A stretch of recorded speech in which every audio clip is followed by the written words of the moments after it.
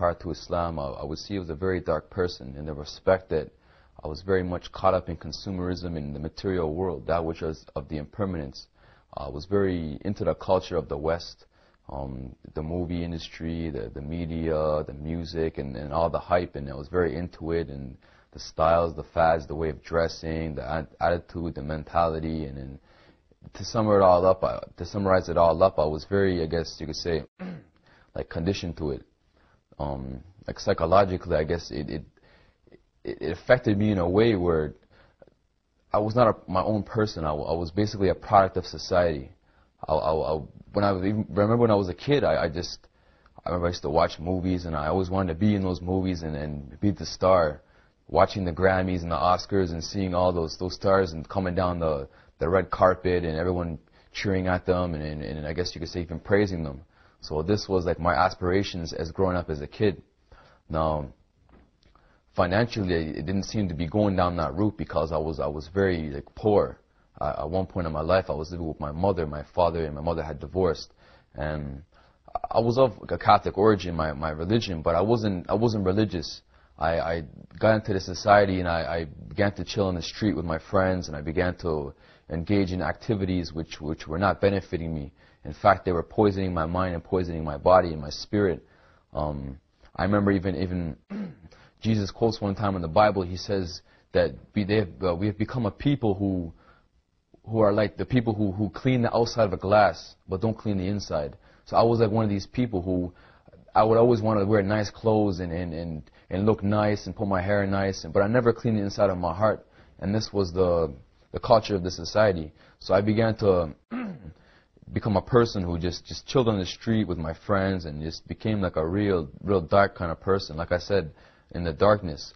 I really didn't see Muslims at all my whole life. I never even heard about Islam.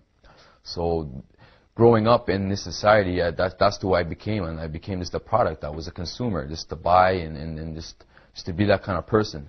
So this was my background, and this is where I was coming from. And my father always taught me there was a God, but I didn't know, I didn't understand it, right? Because in this society, again, it's based on materialism, so you don't really seek like the Creator. You seek just the worldly things. So I got to a point in my life where I was just getting in trouble. My soul was in utter chaos. Well, you could say my garden within my soul was dry and desolate. There was no nourishment there. There was no nourishment for fruits to grow. So I got to a point where I was lost, and I was getting in trouble with the law. I started going to jail. I started just going down the wrong track. So I began to look, because my father had put this seed in my heart. He had told me there's a God. I didn't understand him. So I felt that if the creation is not helping me, why don't I turn to the Creator? But if I don't understand him, how am I supposed to turn to him? So I began to ask questions. I began to search. I began to ponder. I began to speculate on what I was growing up and what I thought to be his faith.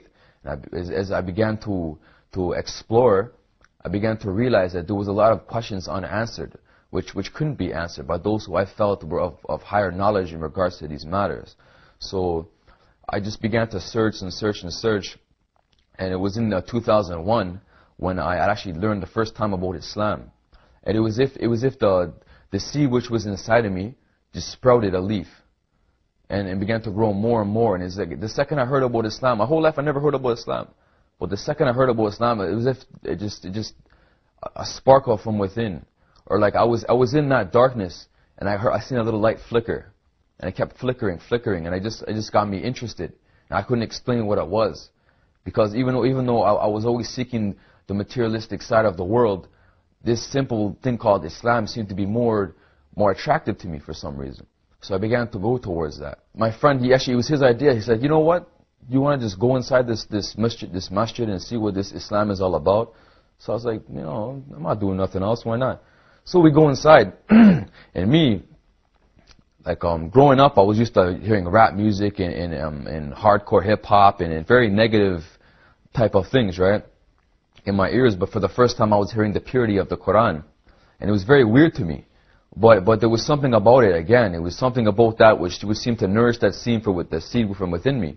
So I thought to myself, I'm like, what is this? There's something about it. It's like a star in the sky which you just can't stop staring at. That's how Islam seemed to me. So after this was after Maghrib prayer, so they had broken their fast, and the other brothers were going in to eat in the gym. We approached the masjid, and a couple of brothers took us in and started talking to us about the 5 pillars of Islam and so forth, and they gave me a bunch of books. So after we had left the masjid, it was as if something followed me. I couldn't explain it. It was a feeling which was never there before. It was something which I couldn't explain. In fact, after we had left, we'd go to meet up with our friends, which we were on our way to meet. And when I met them, I looked at them as if I had grown a third eye on my forehead, and I looked at them through different eyes. And I seen the truth and the reality of the situation around me. And I said to me, these people, I have grown up with them my whole life. I've chilled with them. I've shared good and bad times with them. But I said, these people are not for me. And I didn't know why yet. But it was because they didn't know their Creator. Because they, as friends, couldn't really support me in a way a friend needs to support a friend. When bad times would come, they didn't give me the correct advice. It was only to that which they had been taught. But that which they had been taught was not of the Creator. So after that day, I had changed. In fact, at the time, I was still in high school. And the first book I ever read regarding Islam was called The Truth of Life in This World. And this book deals with life and death. And this was very significant to me in how Allah had willed this, because everything, all of my aspirations were about life and about gaining from this life, about becoming a star and getting money and getting all these material things. But it was never on my agenda to ponder death or what happens after death.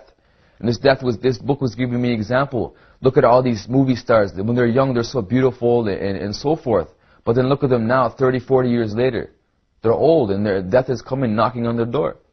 So it really gave me a reality check. It was like I'm going down the highway, and all of a sudden the light turns red, and I got to stop, because I had to stop and realize what was going on in my life and where I'm going.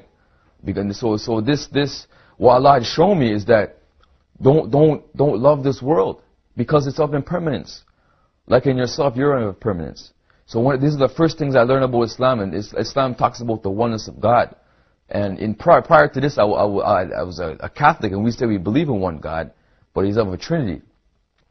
But Islam defines Him as being the one who's without beginning and end, who's perfect in His magnificence. There's no flaw in Him.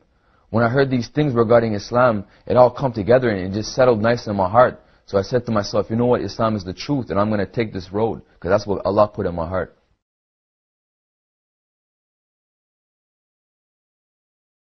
It was about a month and a half after September 11th, so my father had preconceived notions regarding this religion, Islam, and had a tainted ideology towards it, and I guess a stereotypical view because of what TV had shown in the events and so forth.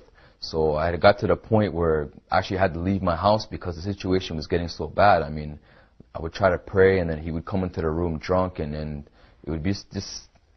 It speaks for itself, right? So I had to leave. But alhamdulillah provided for me, and I was able to get back on my feet and practice my religion. So since then, me and my father, we've had a completely different relationship. We sit down as men, we talk on an intellectual basis, and we have a way better relationship. We can talk as men.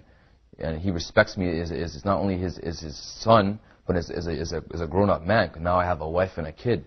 I've moved on to a next level. In fact, those around me who knew me from the past, they see me now, they don't even recognize me. They call me Daniel, but really in my heart I'm Shaheed. I've changed. I've become a new person. That person who once lived and walked down the street with such pride no longer exists. This is what Islam has done to me. It has brought my life in a 180-degree turn. It has changed my life in every respect. My characters, my morals, my ideologies, my respect, and my admiration for the creation. To the point when I leave my house, I can just look at a tree and say, all praises be to Allah, that tree is magnificent in its scientific structure. When I look at a car, I can see that it's only manipulated elements which have been shaped and fashioned through the knowledge of Allah. Everything is Allah's manifestation in knowledge, and that's how we know Him. When I leave every morning when I wake up for Fajr prayer, I look off my balcony and I see the sun rise, and I appreciate it even more. In fact, after I had become Muslim, I remember one time when me and my friend Ayub, we had sat down for over an hour watching a bee going from a flower to a flower, just watching it in amazement, because we never really realized Growing up as a kid, I used to have peanut butter and honey sandwiches, but I never pondered on where the honey came from.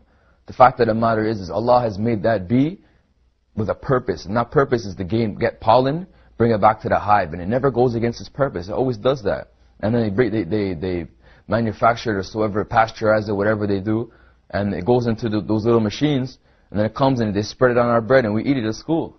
But you never really ponder on that. So I can say Islam has changed my mentality completely. I think on a different level. I mean, alhamdulillah, man. Allah knows where I might be today if Allah hadn't saved me and brought me to this Islam.